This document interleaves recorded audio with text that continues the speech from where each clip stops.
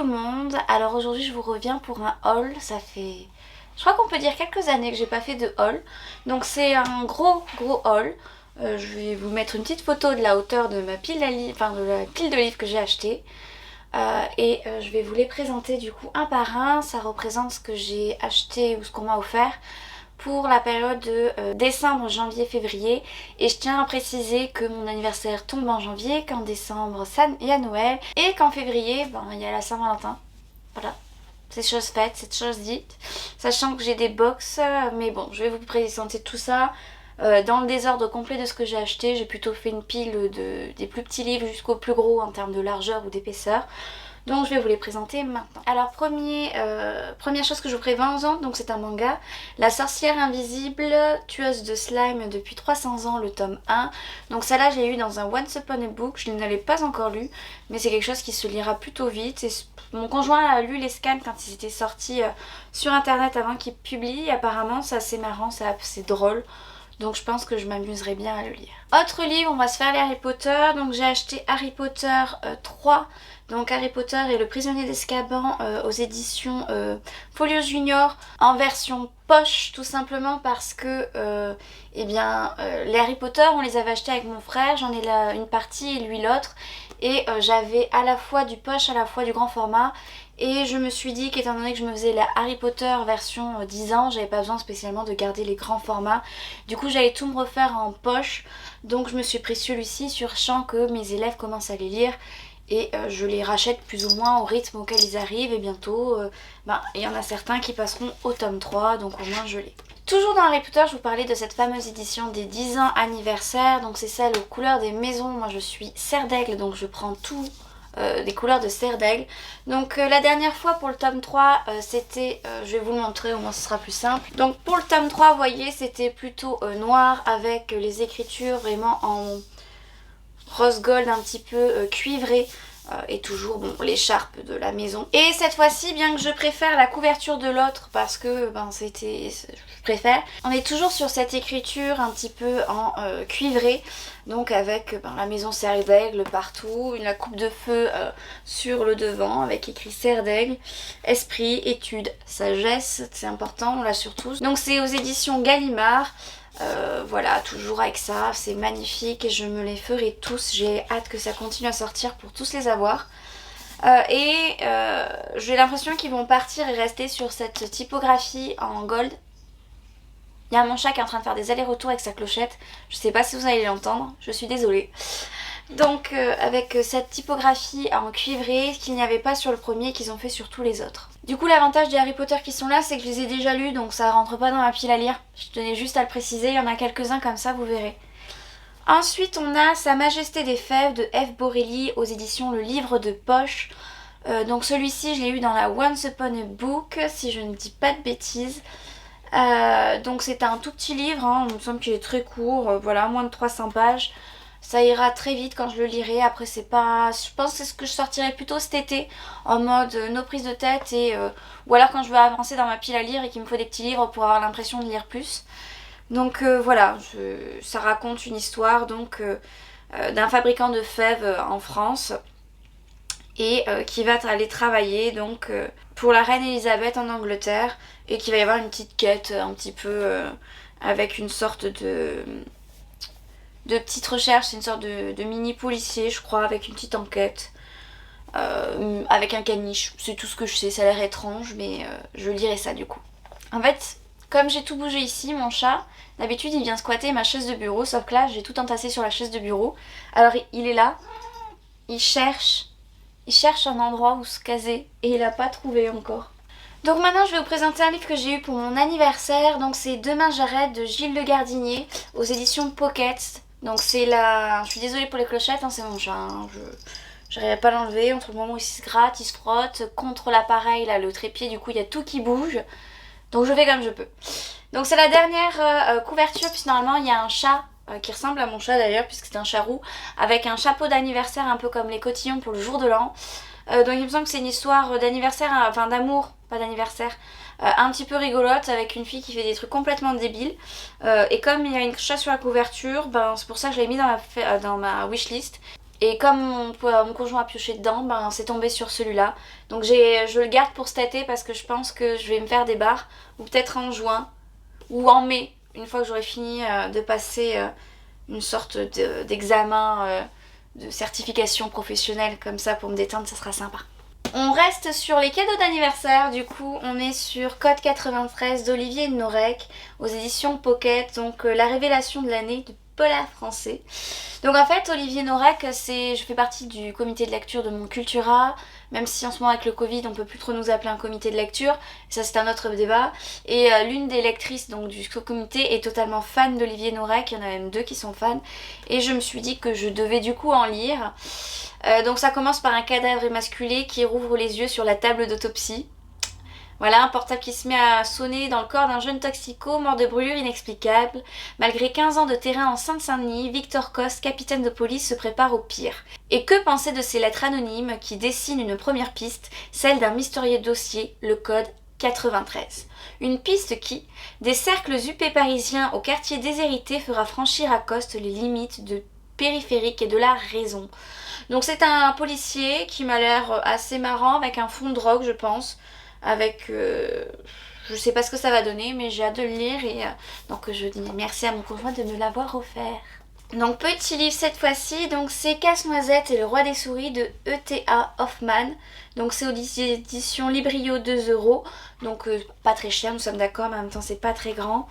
Donc c'est un conte Casse-Noisette, je pense que vous connaissez, c'est un conte plutôt de Noël. Je compte le lire bientôt puisque j'ai l'intention de lire des petits contes comme ça traditionnels et de les vous avoir lus au lieu de me cantonner soit aux dessins animés que j'ai pu voir ou, pour ce qui est de Casse-Noisette, aux ballets classiques qui racontent des histoires similaires, mais bon, il y a quand même des différences et voir toute l'histoire et pas que interpréter ce qui est pensé, c'est un peu différent. On est d'accord. Mais sinon, je vous conseille quand même Casse-Noisette en danse classique avec la merveilleuse musique de Tchaïkovski. C'est sublime. C'est avec la danse de la fée dragée, etc. C'est vraiment magnifique. Mais non, parlons pas, ne nous éloignons pas, nous sommes sur les livres. Et du coup, celle-ci, je l'ai eue dans une Once Upon a Book. Ça faisait partie de ceux que j'avais choisis dans des choses qui pouvaient m'intéresser, voilà. Toujours dans une Once Upon a Book, on a le club de l'ours polaire, Stella et les mondes gelés d'Alex Bell, donc c'est le tome 1 aux éditions Follow Junior. C'est un livre jeunesse, donc d'un groupe d'enfants qui font un petit club justement de l'ours polaire et qui vont faire des petites enquêtes autour de différents thèmes. Voilà, ils vont partir en exploration avec des demi-elfes, je sais pas trop quoi, mais ça a l'air bien marrant. Moi quand je vois le club de l'ours polaire, ça me fait penser un peu à la croisée des mondes de Philippe Pullman. Et ça a l'air plutôt sympa, j'ai entendu de bons avis dessus, j'ai envie de le lire. Et si c'est sympa, ça ferait peut-être partie des lectures que je pourrais proposer à mes élèves. Dernier livre que j'ai eu pour mon anniversaire et non des moindres en thème de taille, c'est L'Assassin Royal Intégral 1, le premier puisqu'il y en a plusieurs, de Robin Hobb. Aux éditions J'ai lu, c'est une belle bricasse. Oui, j'ai déjà préparé quand je les rentre, j'ai mon petit rituel quand j'ai des intégrales. Je mets des post-it entre chaque tome en fait, donc il y en a 3. Il me semble qu'il y a un youtubeur qui a fait une lecture commune en février dessus. C'est bête parce que je m'en suis rendu compte une fois qu'ils avaient fini et j'aurais pu lire le tome 1 et 2 avec eux. Et du coup, ben, je lirai pas le tome 1 et 2 avec eux. Donc pour ceux qui connaissent pas, hein, c'est un grand classique de la fantasy avec Robin Hobb qui est un grand, donc qui est l'assassin royal, qui est un de ses prodiges les plus lus. Et il me semble que c'est un prince qui est censé pouvoir hériter donc du trône, mais qui n'est pas, comment dire, qui va hériter du trône et il va devenir donc assassin royal à la place. Soit c'est ça, soit il a un pote qui va devenir l'assassin pour le roi, mais quoi qu'il arrive c'est ça. Et on va suivre justement cet assassin qui tue pour le roi dans ses différentes aventures, dans une période il me semble plutôt médiévale, fantasy médiévale, et ça a l'air... j'en ai toujours entendu que du bien, j'ai toujours voulu le lire, et je voulais finir donc les Annales de la Compagnie Noire avant de me lancer dedans. Donc je lirai les Annales de la Compagnie Noire avant, Et après je me lancerai donc dans l'Assassin Royal de Robin Hobb et je vous en reparlerai. Et pourquoi pas à ce moment-là, comme l'avait fait l'autre youtubeur, faire une lecture commune. Il me semble qu'il y a de quoi faire un livre par mois pendant un an, quelque chose comme ça, je me renseignerai. Et pourquoi pas se lire un tome par mois, ça pourrait être un challenge sympa. Donc je me le note pour l'année 2022 et si ça vous tente, ben, attendez-moi et je pense qu'on fera ça. Alors je vais vous présenter ma lecture en cours, tant qu'à faire. Donc c'est l'intégrale de Grisha de Leigh Bardugo. Donc celle-ci c'est les éditions France Loisirs. Mais il me semble que je vais vous dire de suite quel est l'éditeur en fait à qui France Loisirs a piqué l'édition. Donc c'est les éditions Milan qui leur ont donné l'autorisation, donc ils doivent avoir le même. Donc ici nous avons toujours les petits tomes, il me semble qu'il y a ici en fait il y a 2 petits post-it parce que dedans il y a une nouvelle apparemment inédite, spécialement pour l'intégrale. Et donc je me le suis acheté parce que ça fait longtemps que j'ai envie de lire les Grisha, concrètement. Donc le tome 1 s'appelle Grisha et après l'autre ce sont des noms qui n'ont rien à voir avec le nom des tomes en anglais. Je comprends pas pourquoi ils traduisent pas vraiment comme c'est pour l'anglais. Après, normalement c'est le dragon de glace du coup et l'oiseau de feu. Et les titres anglais n'ont rien à voir. C'est-à-dire que normalement, le dragon de glace c'est Siege and Storm. Donc c'est une histoire de tempête et de siège et de tempête. Là on a l'oiseau de feu et le titre anglais c'est Rain and Rising. Donc rien à voir avec un oiseau de feu. Je comprends pas pourquoi ils les traduisent pas en reprenant les titres anglais. Je veux dire, c'est pas compliqué, ça veut dire quelque chose quand même, mais bon. Apparemment, ils trouvent ça plus sympa. Mais quoi qu'il arrive, on retrouve des animaux fantastiques sur la couverture. Elle est tellement belle cette couverture. Ce qui m'embête avec ces éditions toujours d'intégrale chez France Loisirs, c'est que c'est tellement fin. On dirait pas comme ça, mais en fait c'est un livre qui fait plus de 1000 pages. Je vais vous dire combien il fait de pages. 1143 pages et il a pas l'air épais, on dirait que c'est un grand format d'un Harry Potter qui nous fait 400 pages, 500. Et en fait pas du tout, il y en a 1150 et quelques, un peu moins. Donc il est assez imposant et si je l'ai pris, c'est tout simplement puisque la Netflix va sortir la première saison qui correspond au premier livre de la saga Grisha. C'est un livre que j'ai envie de lire depuis très longtemps et là je me suis dit c'est l'occasion, tu lis le livre avant de regarder la série. Comme ça, je serai dedans et je me lance dedans. Sachant que je compte un tome par un tome, c'est-à-dire que je vais lire ce premier tome, après je vais lire un autre livre, ce tome, un autre livre et le dernier tome. Et c'est vrai que j'ai tendance à le compter en 3 lectures, ce qui ne correspond pas à ma palle, mais c'est pas grave, je pense que je suis pas la seule à le faire comme ça. Ensuite, ça je me le suis acheté, donc toujours chez France Loisirs pour le coup, donc c'est le Manoir des Sorcelages, le tome 1, donc de Wicca. Wicca c'est le nom de la saga. Donc Marie Alino, donc c'est un petit livre assez sympa, jeunesse, qui tourne autour de la magie, avec cette fois normalement c'est aux éditions de Noyel je crois, à la base. Je connais pas. Milan, il me semble que les Noyelles c'est Milan. Et du coup c'est vraiment écrit en gros, bien espacé, avec des petits dessins. Ça sera une lecture rapide, vraiment jeunesse. Et c'est pareil, si ça me plaît, ça sera des lectures que je pourrais mettre dans la bibliothèque que j'amène dans ma salle de classe pour les élèves. Ils n'ont pas le droit de partir avec par contre, mais au moins quand ils ont fini, ils ont de quoi s'occuper. Et je fais le silence on lit régulièrement. Donc ça leur permet d'avoir une lecture et de changer des vieux livres qu'ils ont dans l'école depuis presque 15 ans. Même s'il y a des trucs il y a 15 ans qui sont sortis, qui sont extraordinaires, on pensera à Harry Potter notamment. Mais voilà, ça leur permet d'avoir des trucs un peu plus différents et qui peuvent les intéresser puisque mes prédécesseurs ne prenaient pas spécialement des livres de ce genre-là. Voilà. Et puis je suis curieuse, j'ai envie de le lire tout simplement, je vais être honnête. Ensuite, nous avons Réfugié de Alan Gratz aux éditions Milan, que j'ai eu dans une Once Upon a Book. Vous l'avez eu dans mon haul normalement, puisque c'est dans la dernière que je vous ai présentée. Donc on suit 3 enfants dans 3 guerres, donc qui sont après des réfugiés, et on suit l'histoire de ces enfants. Et c'est pas un livre que j'aurais choisi par moi-même, mais ma foi, c'est un livre qui quand même peut être intéressant d'un point de vue personnel. Découvrir ce que les autres ont pu ressentir, parce que qu'on le veuille ou non, je suis française, du coup j'ai la chance de ne pas avoir vécu de guerre en dehors du coronavirus, parce que vous le savez très bien, nous sommes en guerre,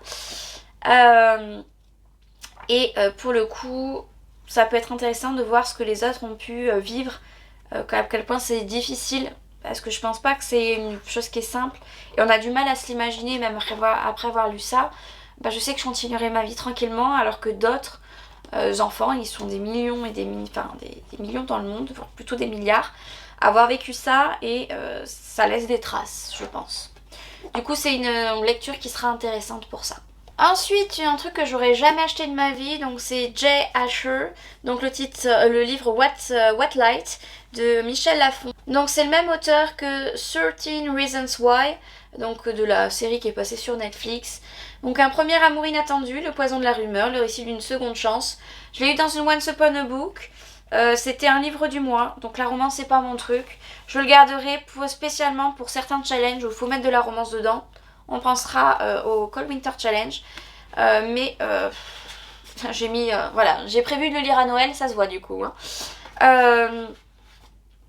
Et ça me fait pas spécialement envie, mais ça me donne pas envie non plus, vous voyez. Donc ça sera une lecture qui se lira. Quand ça se lira, après en général, l'avantage de la romance, c'est que ça se lit tout seul. Il n'y a pas de stress parce qu'on sait qui va se mettre avec qui, donc lecture no stress quoi. Ensuite, encore une Once Upon a Book, donc c'est à la Harlow Finch, Les Mystères des Longs Bois, de John Auguste aux éditions Milan. Quand je vous avais fait l'unboxing, je croyais que c'était un one-shot en fait, mais pas du tout, c'est le premier tome d'une saga. Donc ce sont des enfants qui font partie des Rangers, donc dans The Pain Mountain. Et il va y avoir il va faire, si vous préférez, dans un bois, et apparemment il va y avoir des longs bois, des êtres fantastiques, ou plutôt fantasy, qui sont dedans, et il va découvrir plein de choses, ça a l'air vachement sympa. J'aime bien la couverture, elle est sobre et attractive quand même. On a ce fond noir et ces couleurs vives avec l'espèce de rouge orangé qui est vraiment magnifique. Et cette forme justement de ce que je pense être un long bois pour le coup, qui est là et qui me rend particulièrement curieuse. Mais je vais finir des sagas avant et me mettre à jour, c'est ma priorité cette année, vous le savez. Mais j'ai l'intention du coup de le lire. Il n'y a que les intégrales qui partent, qui sont un peu différentes, je les commence quand même. Surtout si des intégrales complètes comme les Grisha par exemple. Puisqu'en fait je vais faire un tome de Grisha, un livre, un tome de Grisha, un livre. Du coup je le finis en général en 1 ou 2 mois. Enfin plutôt 2 ou 3 mois, soyons honnêtes. Mais au moins c'est lu dans l'année, donc c'est pas vraiment une saga que j'ai en cours en plus. Mais j'ai hâte de pouvoir m'avancer sur mes sagas pour pouvoir en commencer des nouvelles, dont celle-là. Avant de passer au livre anglais, incroyable mais vrai, j'ai acheté une BD. Donc c'est Les Voyages de Lotta, Les Renards de Feu de Zimmer et Oufrid, aux éditions Miss Jungle. Et ça se passe en Laponie en fait, ce sont deux sœurs. Donc Lotta c'est la brune qu'on voit ici, et ici on a sa petite sœur qui est muette parce qu'elle a perdu son esprit, et l'objectif de Lotta c'est du coup de récupérer l'esprit de sa sœur auprès justement des renards de feu pour lui redonner la parole. Et Lotta justement veut devenir chamane dans sa tribu. Donc c'est magnifique, la couverture est vraiment belle. Je l'avais acheté pour le Cold Winter Challenge puisqu'il fallait une lecture graphique avec justement de la neige, etc. Et je me suis dit que la Laponie on fait pas mieux. Je suis tombée dessus par hasard et c'est plutôt sympa. Donc il est sorti cette année, donc il n'y a pas encore de tome 2 ou autre. Je vais vous montrer les dessins un petit peu qu'il y a dedans pour que vous fassiez une idée. Donc là on est vraiment avec les élans et tout. Vraiment beau. Donc c'est vraiment une lecture qui est sympa, rapide à lire, qui change. Bon, en même temps je lis pas vraiment de lecture graphique, donc forcément ça me change. Et je vous la conseille, et même que je l'amènerai à mes élèves une fois que je vous aurai fait l'update lecture sur celui-ci. Je pense que je l'insérerai comme ça de façon subtile pour pouvoir le proposer à mes élèves. En lecture ponctuelle, j'aime bien varier, et puisque j'ai une boîte à lire, et régulièrement je change ce qu'il y a dedans pour qu'ils aient pas toujours les mêmes livres et qu'ils ne sachent plus quoi lire une fois qu'ils ont tout lu ou qu'il n'y a plus rien qui les intéresse. Maintenant on passe au livre en anglais que j'ai eu. Donc il y a tout d'abord The Violence Delight de Chloé Gong. Donc c'est une histoire qui se passe dans les années 30 à Shanghai, et on est avec, il me semble que ça va être la triade avec les... comment dire, c'est une histoire d'amour entre deux personnes qui sont dans des camps opposés en termes de sorte de gang. Sur les sortes de yakuza chinois, je sais plus comment ça s'appelle. Et ça va être, ça a l'air sympathique, j'ai entendu des échos qui trouvaient que c'était très beau. Et par contre on ne peut rien dire sur la couverture, elle est vraiment splendide. C'est avec les Fairy Loot que je les ai. Puisque en dehors des livres que je pique à ma mère ou les Harry Potter en anglais que je commence à acheter, j'en ai acheté qu'un mais bon, on se comprend. Ma mère, j'ai piqué un livre de Nora Roberts en anglais. C'est comme ça qu'en fait je récupère mes lectures anglaises. Et l'avantage c'est quand ce sont des sagas, quand il y a un tome 2 qui sort ou 3, tout ce qu'on veut, et bien en fait ils préparent la suite avec un format qui s'accorde avec celui qu'ils avaient fait, puisqu'ils changent en général les couvertures. Je sais que la couverture originale elle est pas noire avec des chevrons ici qu'on ne voit pas de loin je pense, mais elle est verte, très belle aussi la couverture originale, verte un peu émeraude profonde, vraiment très belle. Et du coup ça s'accorde, sauf que cette fois on a des tranches qui sont colorées en général. Dernier livre du coup que j'ai eu au mois de février, encore dans une Fairy Loot. Je vous l'ai présenté dans mon dernier unboxing, ça vous intéresse, je vous le mets dans le petit qui sera là. Donc il s'agit de L'or de Alexandra Bracken. Donc c'est le premier tome, je pense qu'il y aura une suite ou peut-être pas, je n'en sais rien. D'un livre, c'est mon marque-page puisque j'ai un marque-page dans chaque livre et celui-là, il y a un petit pompon donc je le laisse. Puisqu'il y a Athéna dessus et que justement, L'or c'est une demi-déesse qui tout simplement, ses parents sont morts. Tués parce que chaque année Zeus prévoit une petite compétition entre les dieux et ceux qui sont lignés de dieux entre guillemets, avec un sang on se comprend quoi, sûrement des demi-dieux et les enfants, les différentes générations. Et quand on tue un dieu, on peut récupérer son pouvoir et son immortalité, du coup il y en a beaucoup qui jouent. Et Athéna va être sérieusement blessée, toquer à la porte de l'or et lui dire « Et si on faisait ça ensemble histoire qu'on survive ?» Sachant que l'or c'est le meilleur moyen qu'elle a de s'en sortir tout simplement, puisqu'elle n'a plus personne. Et elle a envie de se venger tout simplement de ceux qui ont tué ses parents. Et il y a apparemment quelqu'un qui tue tous les dieux sans distinction, qui se fait plaisir. Et peut-être qu'il les tue pour accumuler les pouvoirs, je ne sais pas. Et destituer Zeus, j'en sais rien. C'est un peu à la Hunger Games, mais version déité grecque. Et ça a l'air plutôt sympa et c'est pour ça que j'ai mis mon marque-page avec Athéna dedans. Puis je me suis dit que ça irait avec. Donc j'ai envie de dire que c'est tout, mais en fait c'est beaucoup. Donc c'est tout ce que j'ai reçu. Je pense que ça sera un peu moins grand pour les prochains updates. Ou pas, puisque j'ai acheté pas mal de livres que j'ai lus en format numérique pour les avoir en physique, puisque je vais acheter la suite en physique que j'avais eu en service presse quand je faisais les services presse numériques. D'ailleurs on en aperçoit un juste là. Donc je suis pas sûre qu'il y en aura plus. Donc s'il y en a trop et que ça fait aussi gros que ça, je ferai peut-être 2 mois, mais sinon mon objectif c'est de faire saison par saison, donc décembre, janvier, février, plutôt les mois d'hiver. Et ensuite je vous ferai mars, avril, mai pour le printemps. Et j'ai hâte de vous faire ça puisqu'en fait j'adore regarder les vidéos haul. Et j'espère que celle-ci vous plaira et j'espère que j'ai pas trop parlé puisque c'est ma mauvaise habitude. Donc sur ce je vous laisse et je vous souhaite bonne lecture et dites-moi si vous avez déjà lu des livres que j'ai ici, je pense que oui, hein, les Harry Potter, la Saint-Royal, il y en a plein de livres ici qu'on très lus. Si vous êtes du genre à lire des livres en anglais et que vous avez lu les livres que j'ai là, ça m'intéresserait de savoir s'ils sont cool parce que j'avoue qu'il y en a un, je suis en train de le lire, je l'ai mis en pause parce qu'il me plaît pas. Et j'en ai commencé un autre à la place et je le finirai plus tard, je pense après celui que je lis en ce moment. Donc cette fois je m'arrête pour de vrai, je vous souhaite de bonnes lectures et je vous dis à bientôt pour une prochaine vidéo.